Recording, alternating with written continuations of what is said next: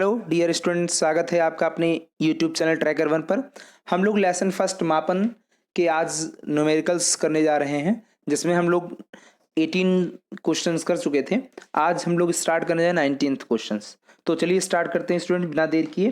पहला क्वेश्चन क्या है आपके स्क्रीन पर, स्क्रू गेज किस सिद्धांत पे काम करता है। तो बच्चों आप जानते हैं स्क्रू गेज जो है वो आपके पेच सिद्धांत पे काम करता है, यानी उसको घुमाने पर जैसे पेच घूमता है, राउंड करता है, वैसे पेच के सिद्धांत पर ये वर्क करता है बच्चों। इसके बाद नेक्स्ट क्वेश्चन जो है आपका वो है एक प्रकाश वर्ष में कितने माइक्रोन होते हैं बच्चों। तो प्रकाश वर्ष का जो मान होता है आपको हमने बताया था 9.46 इंटू 10 आपको बताया था 15 मीटर। और आपको बताया था कि अगर किसी इसको माइक्रोन में बदलना है तो सबसे पहले आपको ये क्या करना पड़ेगा, इसको कोटिमान में बदलना पड़ेगा।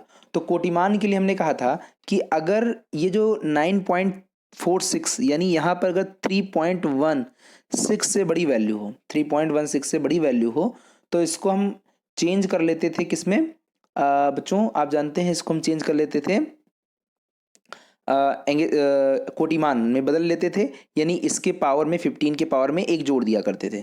तो अब जो पावर हो जाएगी 10⁻16, यानी हम इसको प्रकाश वर्ष को लिख सकते हैं 10⁻16, यानी 9.46 10⁻15 को क्या लिख सकते हैं 10⁻16। और अब इसमें हमको क्या निकालना था, प्रकाश वर्ष, एक प्रकाश वर्ष में कितने माइक्रोन। तो अब प्रकाश वर्ष हो गया 10⁻16 जैसा कि भी आपने देखा। और अब हमको इसमें क्या करेंगे, माइक्रोन बदलने के लिए 10⁻6 से इसको भाग दे देंगे। तो भाग देने पर कितना आएगा, -6 ऊपर जाएगा तो 10�6 और 16 और 6 कितना हो जाएगा 22, तो यानी कितना हो जाएगा 22। आपका ऑप्शन नंबर बी सही है। देखिए बच्चों, अगर नहीं समझ में आ रहा है तो फिर से एक बार देख लेते हैं इस क्वेश्चन को इस नीचे स्क्रीन पर। जैसे इसमें कह रहा था कि हमको प्रकाश वर्ष को किस में बदलना था, माइक्रोन बदलना था। तो प्रकाश वर्ष आपको बताया था 9.46 इंटू 10⁻15 होता है ना बच्चों, आपको याद होगा। और आपको हमने कोटिमान पढ़ाया था, कोटिमान में बताया था कि ये जो 9.46 है, अगर यहाँ पर कोई भी दी गई संख्या है, इसका मान 3.16 से बड़ा है, तो हम कोटिमान में बदलने के लिए इसकी पावर में एक जोड़ दिया करते थे, यानी जो 10⁻15 थी उसको इसको हटा करके 10⁻16 लिख देंगे, यानी अब इस सबको लिखने की कोई आवश्यकता नहीं, डायरेक्ट 10⁻16 आ जाएगा। यानी प्रकाश वर्ष अब कितना हो गया 10⁻16। अब 10⁻16 को हम क्या कह सकते हैं, ये मीटर हो गया प्रकाश वर्ष का मान। और इसको अगर माइक्रोन बदलना है तो 10⁻6 से -6 से भाग कर देंगे, तो 10⁻6 ऊपर जाएगा तो आ जाएगा 10⁻ कितना 16 6 22। तो बच्चों अगले सवाल की ओर चलते हैं। अगला सवाल आपकी स्क्रीन पर आने वाला है जस्ट। इसमें कह रहा है किसी धातु के टुकड़े का द्रव्यमान 5 ग्राम है तथा आयतन जो है 1.5 सेंटीमीटर क्यूब है। पदार्थ का जो है घनत्व सार्थक अंकों में क्या होगा बच्चों। देखिए थोड़ा सा क्वेश्चन को हम ऊपर कर रहे हैं, ध्यान देना। सबसे पहले आपको ये पता होना चाहिए घनत्व बराबर क्या होता है, घनत्व बराबर मास बटा वॉल्यूम, मास अपॉन वॉल्यूम। और मास कितना है 5 और वॉल्यूम कितना है 1.5। बच्चों आपको एक जानकारी देनी है इसमें कि जैसे कि इसमें आप देख पा रहे हैं कि इसमें 2 अंक हैं और इसमें 2 अंक हैं, यानी सार्थक अंक इसमें मिनिमम कितने होंगे, 2 होंगे। तो हमको 1.5 से डिवाइड करना है 5 को, तो हम यहाँ से दशमलव हटाएंगे, ये दशमलव यहाँ से हटा, ये दशमलव यहाँ से हटा, यानी अब हमारे पास आ गया 50/15। ठीक है, नीचे कर ले रहे हैं 50/15, 50/15 डिवाइड करते हैं, 15×3 = 45, बचा कितना 5, दशमलव लगाए 0 है, 15×3 = 45। अब आपके समय फिर 5 आया तो फिर 15×3 = 45 कहेंगे। लेकिन अब आपका जो आंसर होना चाहिए मिनिमम कितने अंकों में होना चाहिए, 2, क्योंकि सार्थक अंक हमको वही लेने होते हैं जो सबसे कम वाले होते हैं। तो अब 3 इसमें हम कितनी बार लेंगे, 2 बार लेंगे। तो बच्चों जो आपका आंसर हो जाएगा वो कौन सा हो जाएगा, 3.3 ग्राम, और क्या हो जाएगा 3.3 ग्राम पर सेंटीमीटर क्यूब। देखिए बच्चों कौन सा ऑप्शन है आप में। अब बात आ रही है कि इसमें ऑप्शन नहीं दिया गया है, तो बच्चों अब आपका 3.3 करके अगर आंसर नहीं दिया गया है तो इसमें 3.3 करके कोई ना कोई ऑप्शन जरूर दिया गया होगा। पहला ऑप्शन शायद आपको दिख रहा है, आइए स्क्रीन पर हम फिर से बैक चलते हैं, फर्स्ट ऑप्शन। तो इसका जो आंसर हो जाएगा 21 का, वो हो जाएगा फर्स्ट ऑप्शन। ठीक है बच्चों, अगले क्वेश्चन की ओर चलते हैं। अगला क्वेश्चन, तो बच्चों यहाँ पे एक सुधार भी कर सकते हैं, अगर आपको ये लग रहा है तो ये जो आंसर है ये 3.3 ग्राम होता तो ज़्यादा बेस्ट होता। ठीक है, क्योंकि सार्थक अंक के रूल के अकॉर्डिंग। आइए अगले सवाल की ओर चलते हैं बच्चों। अगला सवाल क्या है, आप में दिया है 22वां नंबर 0.06050 यानी 0.06050 में कितने सार्थक अंक होंगे। तो बच्चों यहाँ पर आप देख पा रहे हैं, आपको हमने रूल बताया था कि हम जीरो वो लेते हैं जो संख्या में सम्मिलित होते हैं, यानी ये वाला जीरो तो ले लेंगे लेकिन इसके आगे वाला जीरो हम नहीं लेंगे। तो इसमें कितने बच्चों सार्थक अंक होंगे, 4 सार्थक अंक होंगे। अगले क्वेश्चन की ओर बढ़ते हैं बच्चों। अगर नहीं समझ में आया तो आप लोग वाला सार्थक अंक वाली क्लास एक बार जरूर देख लीजिएगा, जिससे आपको ये सवाल समझ में आ जाएंगे। अगला सवाल क्या है कि यूरेनियम परमाणु का द्रव्यमान इतने ग्राम दिया गया है। अब इसका कोटिमान में मान बताइए बच्चों। तो कोटिमान में मान बताना है तो 3.7, 3.7 का मतलब 3.70 टेन दी पावर कितना है, -25 है। अब बच्चों इसको हमको अगर करना है, कोटिमान बदलना है, तो हमको क्या करना पड़ेगा, जब ये 3.16 से बड़ा दिख रहा है तो इसकी घात में एक जोड़ देंगे। तो यानी यहाँ पर जो आंसर आ जाएगा वो आ जाएगा 10⁻⁻25 में एक जोड़ देंगे तो आ जाएगा यहाँ पर 10⁻⁻24। तो बच्चों इसका आंसर क्या हो जाएगा, 10⁻⁻24, यानी ऑप्शन नंबर बी सही है। 23 क्वेश्चन के बाद हम लोग 24 क्वेश्चन की ओर बढ़ रहे हैं। बच्चों यहाँ पे दिया है प्रोटॉन का द्रव्यमान इतना है तो 1 किलोग्राम में प्रोटॉनों की संख्या कितनी होगी। ठीक है बच्चों, तो आइए देखते हैं सवाल को। सबसे पहले आपको ये देखना चाहिए कि 1.667 इंटू 10 जो है -27, ये कोटिमान में दिया गया है नहीं दिया गया, क्योंकि ये सवाल कोटिमान से ही हुए हैं। ये तो कोटिमान में देखिए जो मान दे रहा है ये जो है 3.16 से बहुत छोटा है। तो इसके लिए हम क्या करेंगे, इसका जो कोटिमान आएगा यानी द्रव्यमान वो 10 मात्र 27 ही आएगा। अब यानी द्रव्यमान 10 - 27 आ गया। तो आइए बच्चों अब देख लेते हैं। हमसे पूछा गया 1 किलोग्राम में कितने प्रोटॉन होंगे। तो एक प्रोटॉन का द्रव्यमान इतना है, तो 1 किलोग्राम निकालने के लिए क्या करेंगे, 1 किलोग्राम बटा 1 प्रोटॉन का द्रव्यमान, 1 प्रोटॉन के द्रव्यमान से भाग दे देंगे तो आ जाएगा 10 ऊपर जाएगा -27 ऊपर जाएगा तो 10 प्लस में हो जाएगा। नहीं बच्चों जो आंसर होगा 1 किलोग्राम में 10⁻27, यानी 10⁻27 आपको ऑप्शन नंबर जो दिख रहा होगा वो सी वाला दिख रहा होगा, यानी 24 का कौन सा आंसर बच्चों, सी वाला सही है। अगले क्वेश्चन की ओर बढ़ते हैं, 25 नंबर क्वेश्चन की ओर बढ़ते हैं बच्चों।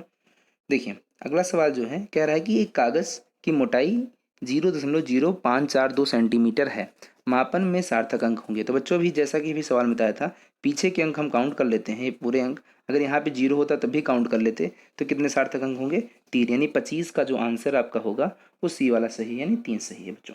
अगले सवाल यानी 26वें सवाल की ओर बढ़ते हैं। 26 नंबर क्वेश्चन क्या कह रहा है, निम्नलिखित में सर्वाधिक शुद्ध जो पाठ्यांक क्या होगा। तो बच्चों जिसमें सर्वाधिक शुद्ध पाठ्यांक वह पाठ्यांक होते हैं जिसमें अधिकतम अंक तक हम दशमलव के अधिकतम अंक तक जा सकते हैं। तो बच्चों आपको जो दिख रहा है 26 नंबर का आंसर वो आप देख पा रहे होंगे, 26 में वो आप देख पा रहे होंगे 4.5 kg। तो बच्चों अगले क्वेश्चन की ओर बढ़ते हैं। अब हम लोग 27 नंबर क्वेश्चन की ओर चल रहे हैं। 27 नंबर क्वेश्चन क्या कह रहा है, कोई कण 15 सेकंड में इतने मीटर की दूरी तय करता है, उचित सार्थक अंकों में कण की चाल क्या होगी। तो बच्चों कण की चाल कैसे निकालेंगे, आप जानते हैं दूरी बटा समय। तो दूरी 1.368 और बटा समय, तो 15 से इसको डिवाइड करेंगे तो 15 से डिवाइड करने पर कितना आएगा बच्चों, 15 या 135 और यहाँ बचेगा 15 एकम 15, यानी पॉइंट आप देख पा रहे होंगे 0.91 मीटर पर सेकंड। तो बच्चों यहाँ पे जो ऑप्शन आपको दिख रहा है 27 में, वो अगर पॉइंट लगा दिया जाए तो ये वाला ऑप्शन आपका पहला वाला सही हो जाएगा। अगर पॉइंट नहीं लगाया जाता है तो फिर ये आपका आंसर सही नहीं है बच्चों। ठीक है, या तो यहाँ पर मान जो है मीटर में ना दे करके किलोमीटर में देता तो सही हो जाता है। ठीक है बच्चों, अगले सवाल की ओर बढ़ते हैं 27 के बाद 28 की ओर। ठीक है, देखिए इस बुक में कई आंसर्स पे एरर्स हैं, इसको लेकर के आप चिंता मत कीजिए। अगर कोई दिक्कत होगी तो आप हमारे व्हाट्सएप ग्रुप या टेलीग्राम ग्रुप पर क्वेश्चन रीसेंड कर देंगे, हम आपको फिर से बताएंगे। बच्चों अगला सवाल क्या है, चंद्रमा और पृथ्वी की जो दूरी है वो 3.84 इंटू 10⁵ किलोमीटर दी गई है। किलोमीटर दी गई है तो आप जानते हैं 10 क्या दी गई है, 5 किलोमीटर, यानी 5 किलोमीटर ठीक दी गई है। अब आपसे कह रहा है कि चंद्रमा की पृथ्वी से दूरी का कोटिमान क्या होगा। तो बच्चों आप देखो सबसे पहले हम इसको क्या करेंगे, इसको पहले मीटर में बदलेंगे। तो 3.84 इंटू 10 कितना हो जाएगा, यहाँ पर कितने मीटर, ये हो जाएगा बच्चों 8 मीटर हो जाएगा। और ये 3 पॉइंट जो है 84 ये 3.16 से बड़ा है, तो इसका मतलब हम इसकी घात में एक जोड़ सकते हैं। तो 10 की घात में 8 में एक अगर जोड़ देंगे तो बच्चों कितना हो जाएगा 10 की घात, तो हो जाएगा बच्चों 10 की घात हो जाएगा 9।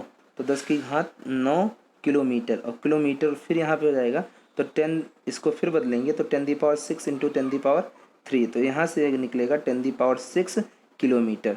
तो बच्चों वहीं से डायरेक्ट कर सकते थे, लेकिन हमने आपको बेसिक समझाने के लिए मीटर में कन्वर्ट किया, क्योंकि आपको कन्फ्यूजन ना हो। वहाँ से अगर आप देखते तो यहाँ इसको घात में आप जानते थे 3.16 था, तो एक जोड़ देंगे तो 5 की पावर में, अगर 5 पावर में है एक जोड़ देंगे तो 6 आ जाएगा। तो 28 का जो आंसर नंबर होगा सी होगा बच्चों सही।